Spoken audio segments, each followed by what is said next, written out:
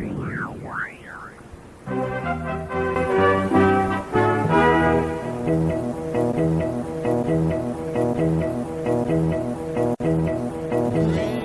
high school varsity boys basketball game versus Prairie High School will include a special performance during halftime.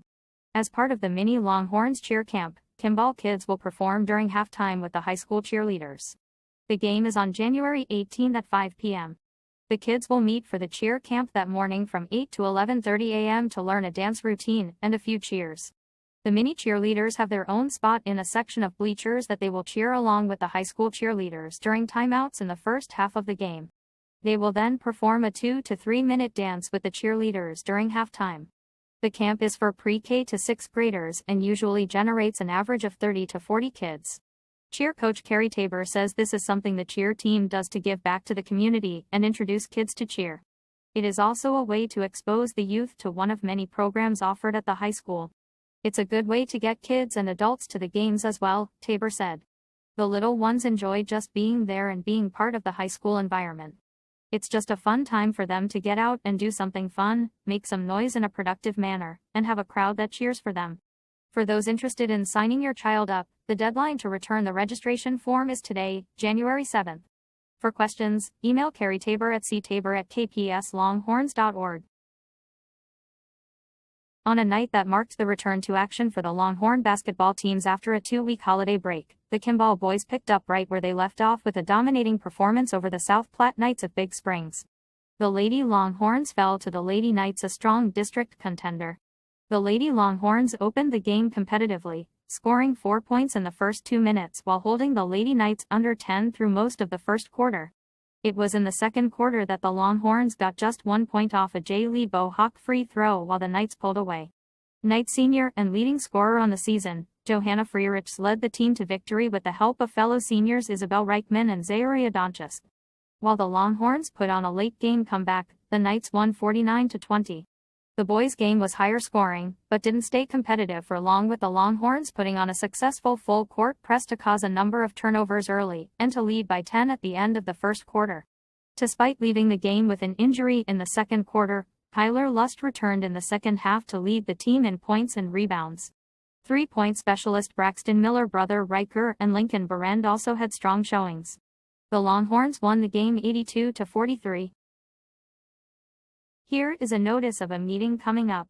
Notice is hereby given that a special meeting of the Board of Public Works Board will be held on Monday evening, January 20th at 5 p.m. at the Kimball City Council Chambers, 223 South Chestnut Street, Kimball, Nebraska.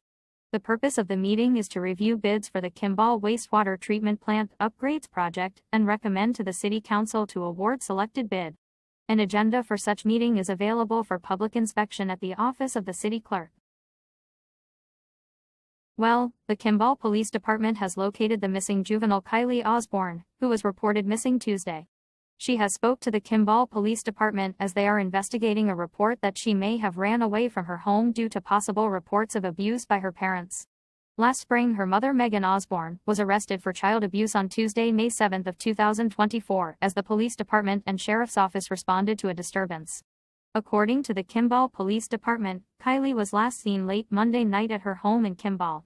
She had not been seen since and was believed to be traveling to Kansas. But she reached out to authorities on Wednesday evening about nearly 48 hours after she was last seen. She may be filing a report to the sheriff's office in the near future. This incident is under investigation. The City Council approved the creation of 2 new study committees for City Council members and citizens to oversee. In the meeting on January 7, the Council approved creating 2 committees, a Lighthouse Subdivision Project Committee and a Building Committee. The Lighthouse Committee will work with the Lighthouse Subdivision for their development agreement. The Building Committee will explore the properties that the city currently owns and determine the value and necessity of owning them. The 2 committees will gather information, study the issue at hand, and make recommendations to the City Council. Each committee will have 2 members from the Council and be seeking 2 community members to join each committee as well. Council members Austin Garner and Greg Robinson will serve on the Lighthouse Committee, and Garner and Jamie Murdoch will serve on the Building Committee. On Thursday, January 9, 2025, the Kimball County Sheriff's Office and Kimball EMS responded to an accident on I-80. There were no injuries. They are encouraging drivers to please slow down and drive safe. The City Council approved the appointment of Gabe Ingram to the Planning Commission in their meeting January 7. After ending his term on the City Council in December, Ingram wanted to continue to serve his community. "I'm always looking to serve the community," Ingram said. "I wanted to still serve after my council term, but in a more scaled-back manner with my young family and chasing kids around to various activities." The Planning Commission is made up of citizens who advise the council on city issues. They solely make recommendations to the council but do not have the authority to make a decision. The City Council voted 3-1, with Council member Austin Garner voting against the appointment of Ingram to the position. The City Council discussed applying for a loan of over $5 million to finance the wastewater treatment facility improvement project. The city is seeking a 40-year loan of $5,863,000 with USDA Rural Development. For the city to afford the loan costs, Chair of the City Board of Public Works Jim Cedarberg says utility rates would increase in small increments over the next 3 years. "We are looking at increasing rates this year by $2.25, next year $2.50, and 2027 $2.25, Cedarberg said. After having looked at alternatives like pumping through a neighboring town like Scottsbluff or Sydney, which came back as an estimate of $20 million, Cedarberg said this is realistically the most practical solution. "It's going to cost more next year if we don't do it this year," he said. "We're really trying to do the best for the city of Kimball.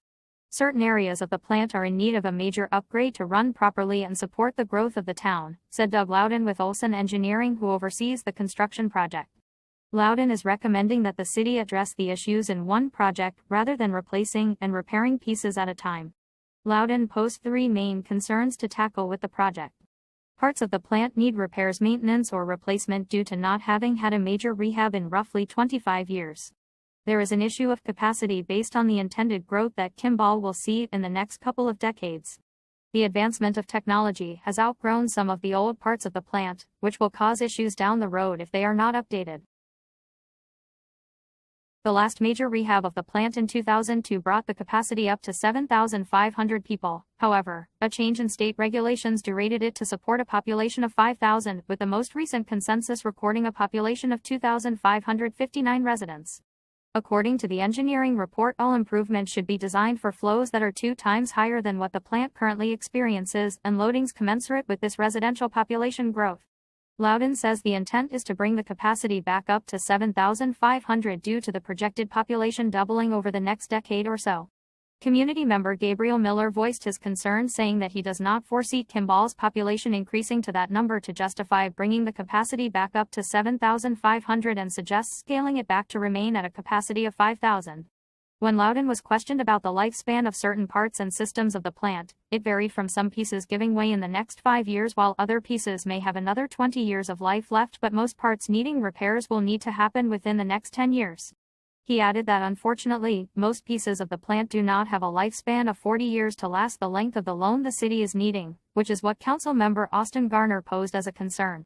"We're on a 23-year cycle of major rehab, and if we have a 40-year loan, then we will have 2 loans of a large amount going at the same time," Garner said. Miller also expressed his concerns, saying to get a 40-year loan, that's 2 generations that's going to be paying that loan back. "Utilities are high now, and now we're talking about raising them again." Mayor John Morrison points out that the city does not need to take the full 40 years to pay off the loan. This project has been in the works for almost 4 years, during which time Loudon and city officials have been seeking grants, but there has been no luck finding other funding than this loan through USDA Rural Development. Community member Julia Garrig suggested that the city wait until the new federal administration is in office to see what other funding and grants will become available. "Exactly what are we doing to keep the costs down because the citizens are struggling," she said. The alternative option is to have a line item in the budget to make repairs as needed. However, Loudon said it's a more complicated process fixing the plant piece by piece.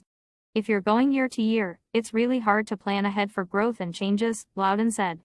"Costs are going up, so it gives you the ability at one time to get ahead of population growth if that happens, and you get one contractor in who is responsible for everything. It is a lot simpler of a process." Council member Craig Pike said due to inflation, the costs are going to keep going up, so he doesn't see why this should be stretched out to fix it pieces at a time. "We're going to end up paying more if we hold off," he said. The City Council will make a final decision regarding the loan in the January 21st meeting. Should they approve moving forward with the application of the loan, they will also award the contractor to work on the project. In a special meeting on January 20th, the Board of Public Works will choose and recommend the best bid. That will tell us the actual price of what the construction will be, said City Administrator Annette Brower. The estimated price we are talking about right now is what the engineer has estimated, so the hope is it could be cheaper. That is all in local news. At Kimball State Bank and Kimball Insurance Products, we offer our home, auto, business truck, farm, lifeboat, RV, motorcycle, ATV, rental homes, vacant homes, and SR-22 auto policies. For more than a century, Kimball State Bank and Insurance has been serving our community and will continue for more years to come. We are open Monday through Thursday from 8:30 a.m. to 4:30 p.m., Friday 8:30 a.m. to 5 p.m., and closed on Saturday and Sunday. We are conveniently located at 205 South Locust Street in Kimball, Nebraska. You can call 308-235-4629 or visit KimballInsurance.com. KIMB Network Blogspot is your hometown sports leader for Kimball and Kimball County, Nebraska. At KIMB Network Blogspot, we cover the Kimball Longhorns and we have full coverage all year round. Football and volleyball in the fall along with basketball and wrestling in the late fall and early winter. Many teams play the Longhorns throughout the year. The Pine Bluffs Hornets, Bayard Tigers, Bridgeport Bulldogs, Hershey Panthers, Mitchell Tigers, Layton Warriors, Banner County Wildcats, the Potter Dix Coyotes, the Chase County Longhorns, Perkins County, the Sydney Red Raiders, and more. Tune into KIMB Network Blogspot all season long and watch and listen to all games all season long, all year long. KIMB Network Blogspot is home of the Kimball Longhorns. The heart is the center of us all. My passion is cardiology, and my priority is to make sure that my patients are heard. And my job as a provider is to make sure that those goals and their needs are met. It's extremely important to provide good quality cardiology care at home and avoid our patients having to travel long distances. I love taking care of my patients here at Kimball. Laundry service is available. The dirty laundry we'll handle for you. The following services will be provided: wash, dry and fold 1-day service, pickup and delivery, and stain removal. Call or text 308-241-0415. Are you struggling with the cost of groceries? We are here to help. It's the Kimball Food Pantry. We are open on the first Tuesday morning of the month from 9:15 a.m. to 11:30 a.m. and the second, third, and fourth Thursday evening of the month from 5:15 p.m. to 6:30 p.m. We have updated shopping guidelines and many food and toiletry choices. We are located at 509 West 5th Street, the Old Catholic School. Come in the East Door. The Kimball Food Pantry does not discriminate in accordance with the federal civil rights law and USDA civil rights regulations and policies.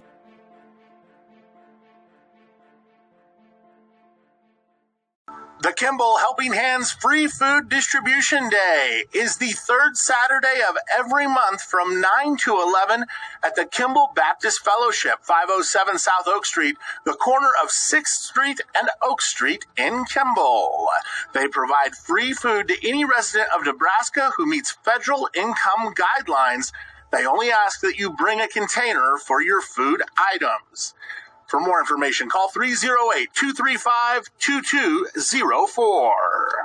Are you tired of a large house to clean, snow removal, and the big responsibility of owning a home looming over your head? Retirement should come with more freedom. Check out Vista Villa Apartments. Why Vista Villa? Vista Villa allows you to thrive in your next chapter. Trim responsibilities. Grow your freedom. Make your next chapter your best chapter. Vista Villa is located at 720 Vista Drive. Support Friends of the Kimball Library. Bring in your Main Street Market receipts to the Kimball Library by the front desk. Main Street Market generously donates money to nonprofit organizations who collect and turn in these receipts. The Friends of the Kimball Library appreciates your support.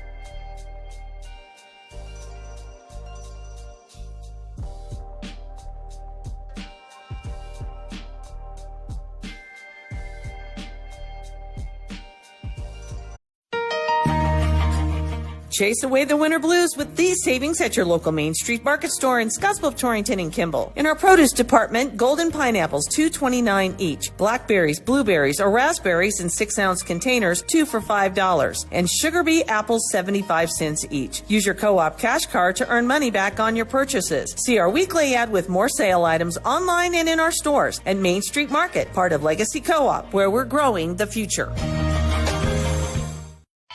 The Eagles in downtown Kimball will be hosting a fundraiser for Brigsley Hinton on January 12th. There will be a free will donation breakfast and a silent auction.